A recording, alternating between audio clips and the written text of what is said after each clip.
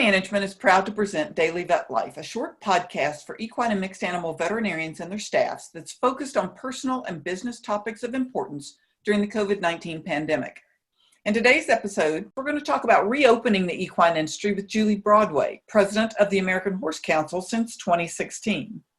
Julie holds a BS and an MBA and an executive certificate of nonprofit leadership, and she is a certified association executive. She's been involved in recreational and competitive riding and horse breeding throughout her life. Daily Vet Life is brought to you by Covetrus, a global animal health company dedicated to empowering veterinary practices.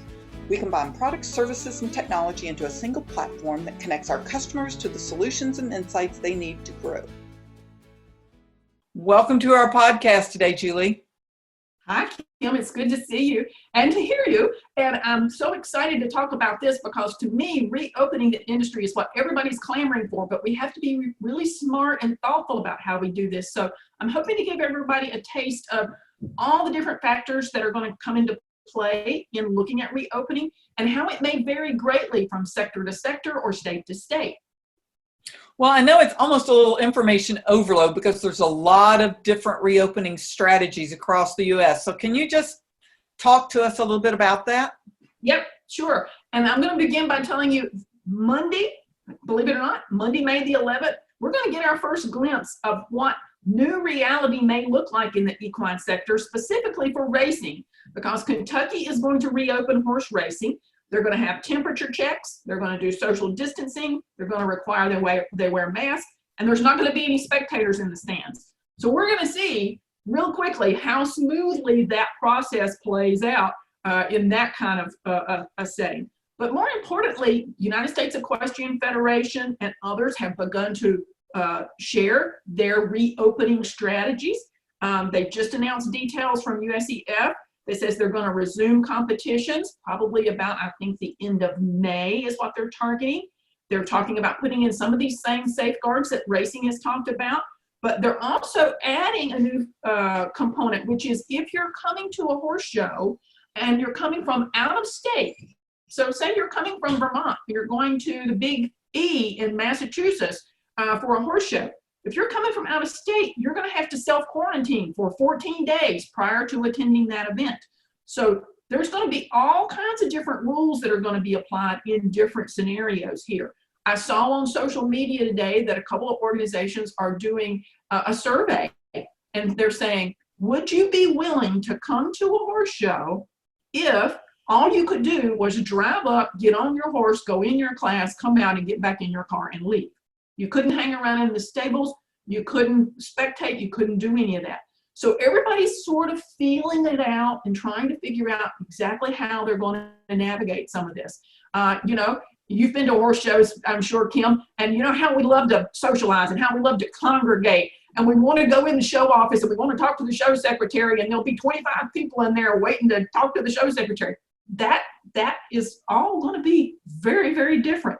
They're talking about appointments and marking off 6 feet distances and all these various things that we're going to have to do there. The State Department of Agriculture is playing an important role in figuring out what reopening strategies might look like, and they're working really closely with the state horse councils. So if you're in Kentucky, call the Kentucky State Horse Council. They can tell you what arrangements they've made with the Kentucky State Department of Agriculture. You can call a particular venue, such as a fairgrounds that you might be going to, and you can ask them what their rules are going to be, because they might have some very specific things. I know some of them are looking at things like sanitation stations. They're looking at all these different kinds of ways that they need to sanitize and continue to do biosecurity for these kinds of things. But life as we know it for the next little while is going to be quite different for us in the industry. The good news is I do think barns, boarding barns and lesson barns are going to get an opportunity to reopen.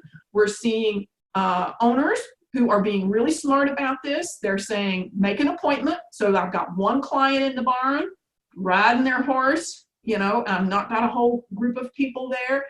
They're being thoughtful about how they're doing some of that kind of virtual lesson programs and different strategies that they're using to try to help people keep that connection with their horse, see their horse, on a video when they can't get there. So they're really getting smart and creative with some of the fun things that they're doing. I just finished reading a COVID-19 risk assessment tool that's been put out by the Sports and Society program. It's part of the Aspen Institute.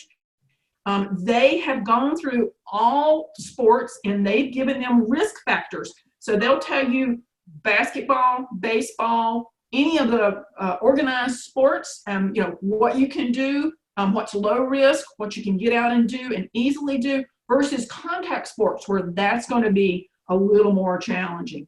I'm glad to say that because we do a lot of recreational trail riding, that's a great avenue for people to get outdoors. I'm excited that post-COVID-19, that where, and it's not meant as a negative, but where organized soccer is going to have a while before they can come back, we're ready to go. Our barns are going to be open and we're going to be able to say, send your child out to learn to horseback ride because we're going to be outdoors in the fresh air. They're going to learn some new skills, get some new muscles that they hadn't worked with before.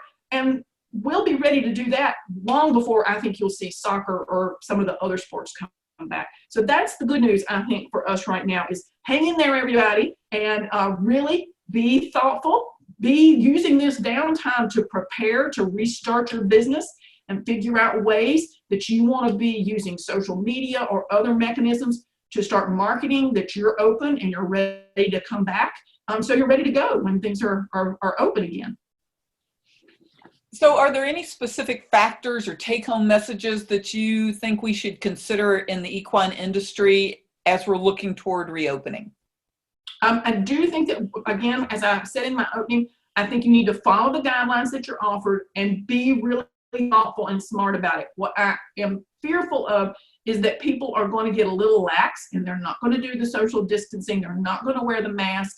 And the last thing that our industry needs is for there to be videos or pictures on social media showing our industry not following the rules. That's not what we need. That's not a good thing. So follow the rules and just be conscious and be thoughtful about not only yourself, your personal health, but how you can impact someone else. And just be mindful.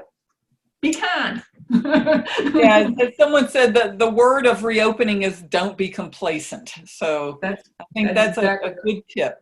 We wanted to thank you, Julie, for joining us today for Daily Vet Life. Thank you for joining us for this episode of Daily Vet Life, and thank you to our sponsor, Covetrus. Please rate, review, and subscribe to the Daily Vet Life on iTunes, SoundCloud, or Stitcher. Follow Equimanagement on Facebook or send us an email at kbrown@aimmedia.com. Daily Vet Life is a production of the Equine Podcast Network, an entity of the Equine Network.